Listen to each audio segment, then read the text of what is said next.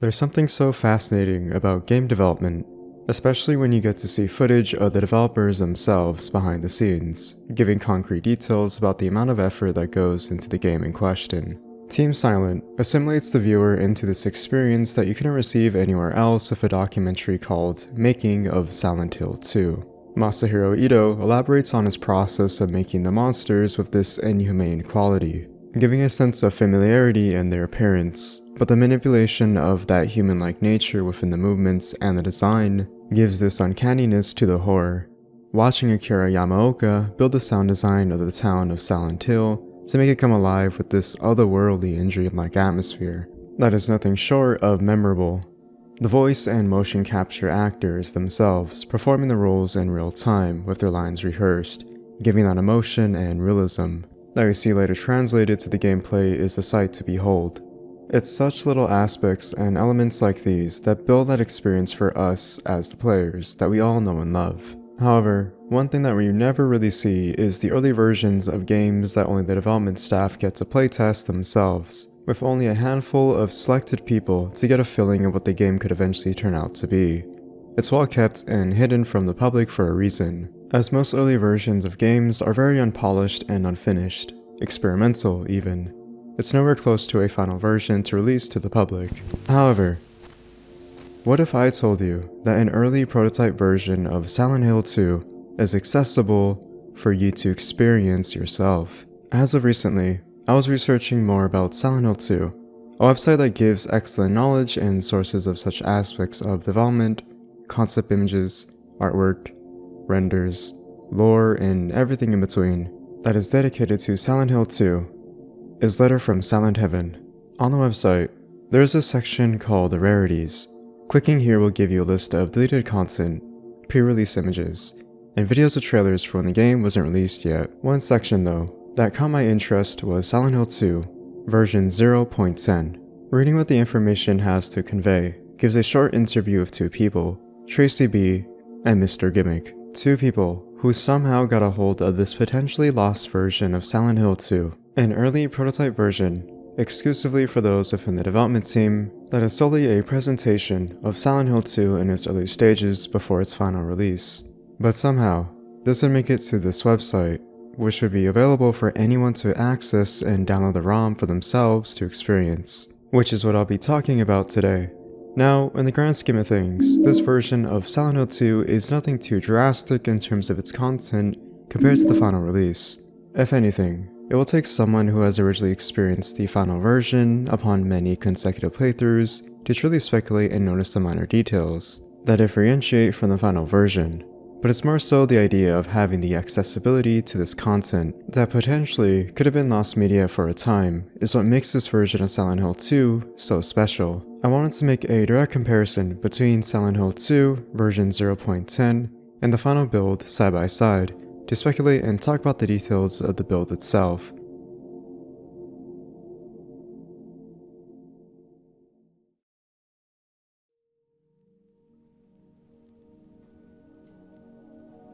In the main menu in the early version, we see a purple arrow that is pointing at New Game or Option. In the final version, we don't see the inclusion of this little arrow, possibly because it is redundant, considering that there is a glowing white hue behind the text to highlight to the player in knowing what they are selecting. Starting up the game, we see a difference in the loading screen where it says "Now loading" compared to the final version, which has white chalked footsteps as the loading screen. After the introduction to James looking himself in the mirror in the observation deck where he recites Mary's letter, we get to see one of the first instances in the gameplay of differences in this early prototype.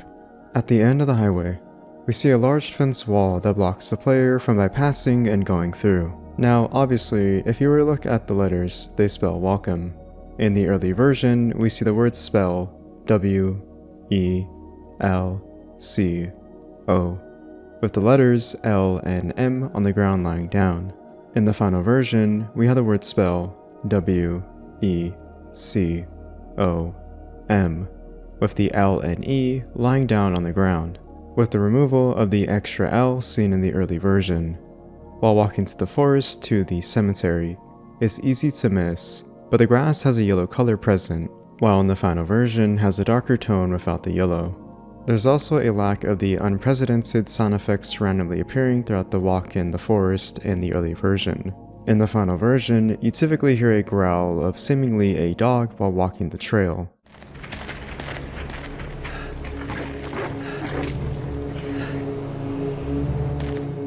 While arriving in the town of Southvale, there's a missing first aid kit in the early version and instead replaced with a health drink hiding in the corner. In the final version, however, there's only the first aid kit on the table. Walking towards the alleyway to where the lying figure is headed to, you'll find that there's no health drink by the garage door on the sidewalk before arriving in the alleyway, and also close by it. The final version typically has both health drinks here by the garage shutters. While in the alleyway, there's a lack of health drinks that are accompanied by the red square to save your game on the table. In the final version, 2 of these health drinks are usually present. In the introduction scene of the lying figure, James comments by simply saying, "Oh," before being approached and then attacking the monster. In the final version, he says nothing. The biggest change I have come to notice is the radio message with Mary. Now, it still has a slight inaudible static that interrupts what Mary is saying, only giving hints of the words. But there's a huge spoiler in the subtitles that reveals early on that James killed Mary, with Mary saying, "James, why did you kill me?"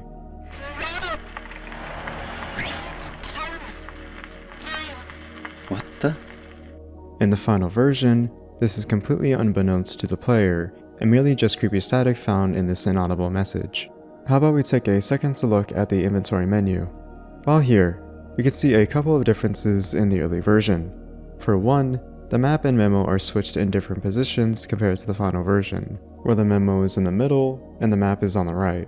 When the player tries to heal James as he takes damage, you typically see the status picture have a gray hue to it, sometimes displaying static to alert the player that his health is low. However, in the early version, when we use a health drink here, there isn't a green hue to signify you're at full health. When undergoing combat with the lying figure, it has a noticeable lack of audio when it cries in pain as you attack it. When you attack the lying figure, it makes no sound other than the sound effects of the wooden plank when it makes contact with the monster.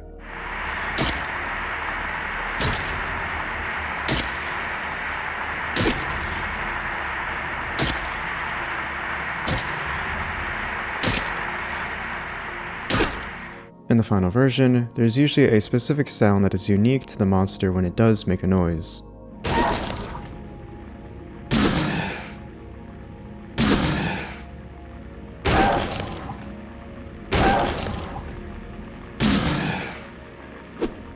As you make your way to the deceased corpse at the end of the street, you'll see a different change in the camera angle when looking at the corpse. In the early version, you'll see the camera hanging over James, where it shows the corpse from the front view. In the final version, it shows a close-up of a side angle of the corpse. I believe this was changed due to how the apartment key you collected could have been easily missed, hence the camera change. While walking down the road to the Woodside Apartments, you typically find a first aid kit and pistol ammo on the ground by the restaurant you run into. However, in the early version, you'll find that they aren't present. At the front gate to Woodside Apartments, you'll notice there is once again a difference in the camera angle. In the early version, the camera looms over James with an aerial shot of the front entrance. In the final version, the camera is positioned up close to the front gate, possibly to guide the player and let them know that this is the front entrance. While entering Woodside Apartments, you'll find the camera angle shifted to face towards James. There are also 2 health drinks and a first aid kit by the staircase. In the final version, once you enter the front entrance, you'll find the camera hanging over James from the back, where his head is slightly visible and shows the lobby in its entirety. Instead of 2 health drinks and a first aid kit, there's only 1 health drink. In the room where you first encounter Mary's dress, holding the flashlight for you to acquire.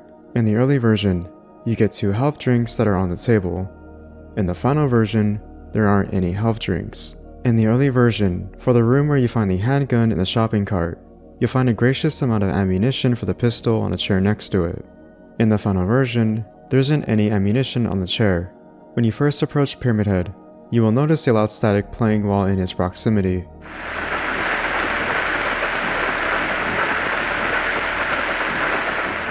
Usually, once you leave, it fades away. In the early version, it still plays even after Pyramid Head leaves.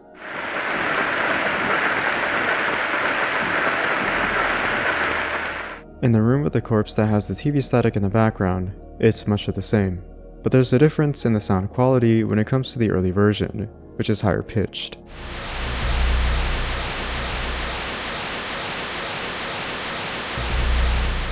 Compared to the final version, where it is much lower in its sound quality.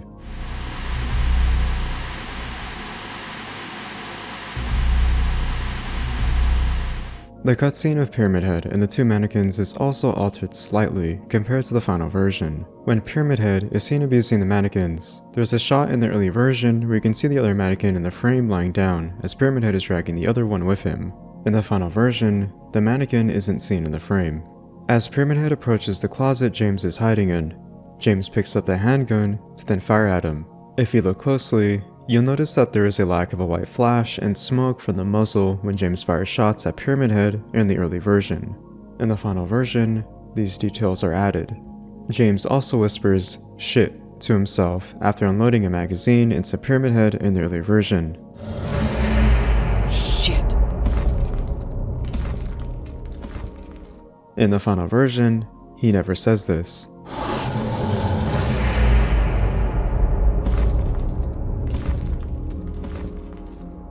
On the first floor, where you find the canned juice, you'll notice a first aid kit right beside it. In the final version, there's only the canned juice available. After using the canned juice on the trash chute to grab the old man coin, you'll find a magazine article on Walter Sullivan. It's very minor, but in the early version, you'll notice a lack of quotations when the person is referring to a comment they made. In the final version, this would add quotes. One interesting detail I discovered while exploring Blue Creek Apartments is that you can enter room 109 earlier on before meeting Angela.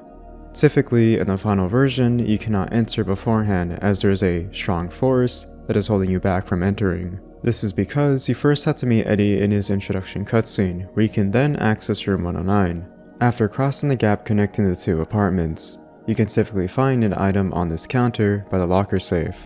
In the early version, there is an ampoule, but in the final version, there's a health drink. The cutscene of Angela plays out as usual. However, the song, Promise Reprise, has a slight delay at the beginning of the early version.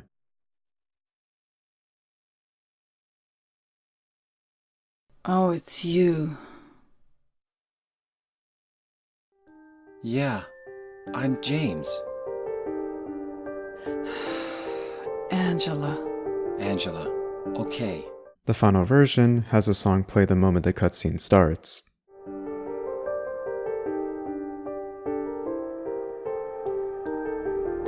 Oh, it's you. Yeah, I'm James. Angela. Angela. Okay. When entering room 209, you'll find a difference in the atmosphere when looking outside of the balcony. In the early version, it is dark outside, as opposed to the final version, where it's still daytime, with the fog in the town still intact. The final change from the early version is the first boss fight with Pyramid Head.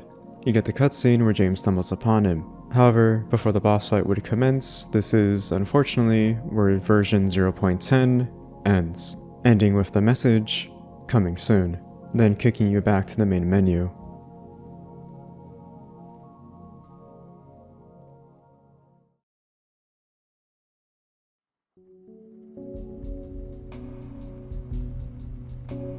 So, what can we make of this version of Silent Hill 2? Well, to be honest, the best way I would summarize this early prototype version is unfinished and unpolished, if not experimental. A lack of audio in some aspects when it comes to the sound design, the changes in camera angles and item placements, and the lack of attention to detail in the atmosphere. Minor details like these would go on to add variety and depth to the overall experience, which would later be changed and finalized with the final version of Silent Hill 2. It's not every day you can experience something like this, but when you do, you can't help but smile. When I thought I'd seen everything Silent Hill 2 has to offer, there's always something to bring us back to that foggy town of Silent Hill. Thank you for watching. Please have a great day. Stay safe. And goodbye.